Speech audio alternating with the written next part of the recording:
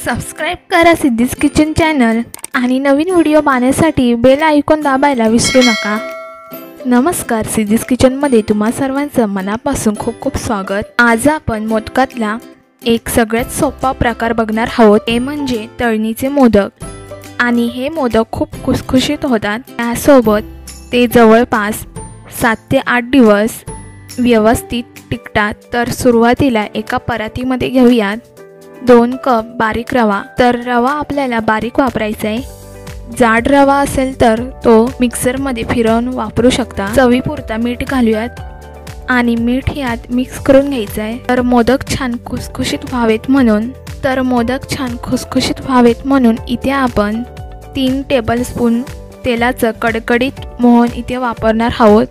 लक्षात ठेवा, कोणताही पदार्थ जर मऊ व्हायचा असेल तर त्यासाठी थंड तेलाचं मोहन वापरलं जातं आणि खुसखुशीत होण्यासाठी गरम तेलाचं मोहन करतात।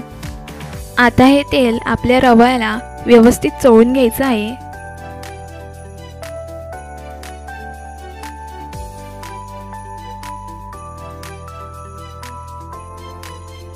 तेल व्यवस्थित चोळून झालंय।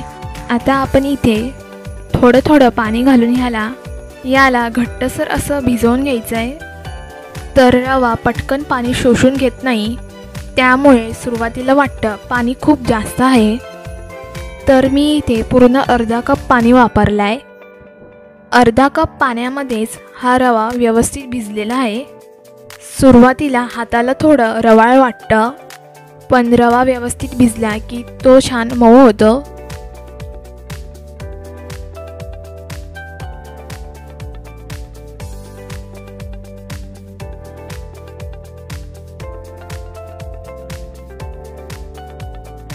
तर इथे आपला रवा हा छानपैकी मळून झालेला आहे आणि झाकण ठेवून 1 तास तरी याला भिजत ठेवायचा आहे। रवा आपला भिजतोय तोवर आपण सारण तयार करूयात।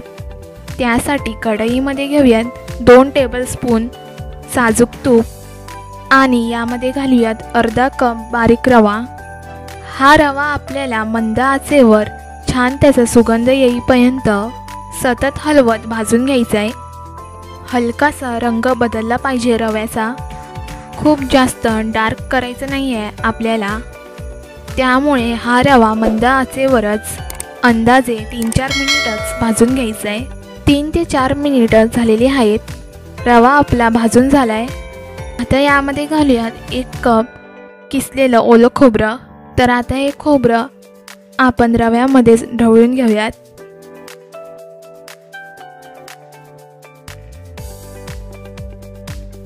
त्याचसोबत दुसरीकडे आपल्याला मिक्सरच्या भांड्यामध्ये साखर टाकून घेऊयात। साखर टाकल्यानंतर आता यामध्ये वेलची टाकूयात। साखर आणि वेलची टाकल्यानंतर आता हे आपण मिक्सरला वाटून घेऊयात आणि हे मिक्सरला वाटून आपल्याला ह्याची बारीक पावडर तयार करायची आहे। साखर आणि वेलची पावडर तयार करून झाल्यानंतर आता हे आपण कढईमध्ये ओतून घेऊयात। कढईमध्ये ओतून घेतल्यानंतर आता हे आपल्याला मंद आचेवरतीच परतून घ्यायचं आहे। तर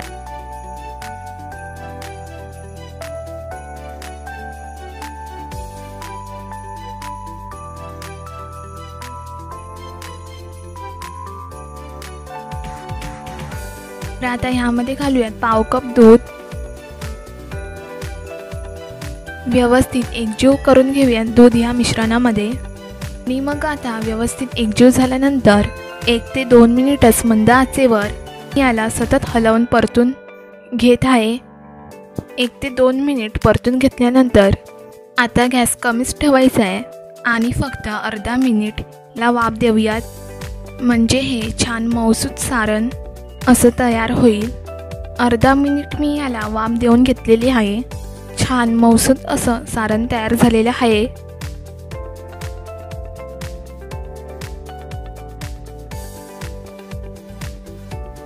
तर आता आपण याला एका बाउलमध्ये काढून घेऊयात। सारण थंड झाल्यानंतर त्यामध्ये गाठी तयार होतात, तर इथे मी गाठी मोडून घेतलेल्या आहेत। अगदी छान मऊसूत असं सारण तयार झालेलं आहे। तर तुम्ही सारण तयार केल्यानंतर गाठी मोडायला जड जात असेल तर पूर्णपणे थंड झालेलं सारण मिक्सरला घालून ऑन ऑफ करत अगदी थोडा वेळ 1-2 सेकंद फिरवून घ्यायचं आहे। मग मिक्सरला लावून घेतल्यानंतर सारण मऊसूत असं छानपैकी रेडी होतं। तर सारण आपलं तयार झालेलं आहे। तर आता आपण इथे जे आधी पीठ झाकून ठेवलं होतं ते आता झाकण काढून ते आता परत मळून घ्यायचं आहे।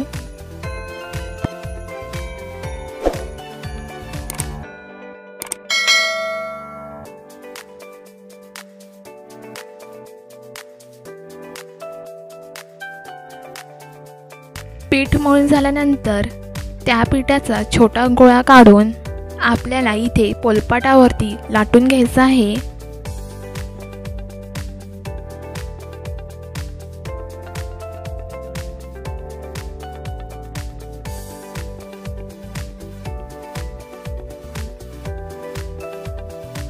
पिठाचा गोळा छानपैकी लाटून झाल्यानंतर आता हे आपण हातावरती घेऊन ह्यामध्ये सारण भरूयात।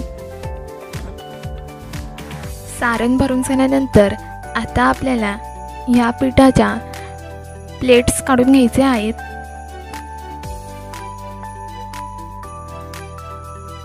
प्लेट्स काढून झाल्यानंतर हे आता आपल्याला एकत्र गोळा करून घ्यायचं आहे ह्या पद्धतीने।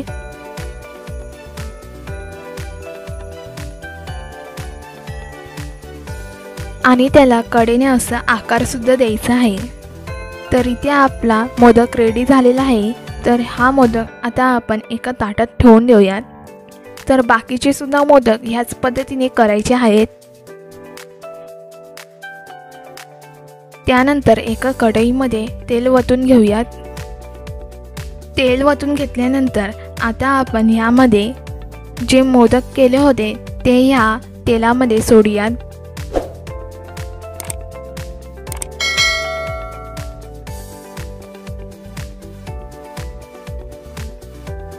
तेलामध्ये मोदक सोडल्यानंतर झाऱ्याच्या सहाय्याने आपल्याला हे मोदक तळून घ्यायचं आहे। तर इथे तुम्ही पाहू शकता की मोदक परतताना आपल्या या मोदकांचा रंग सुद्धा हळूहळू बदलत जात आहे।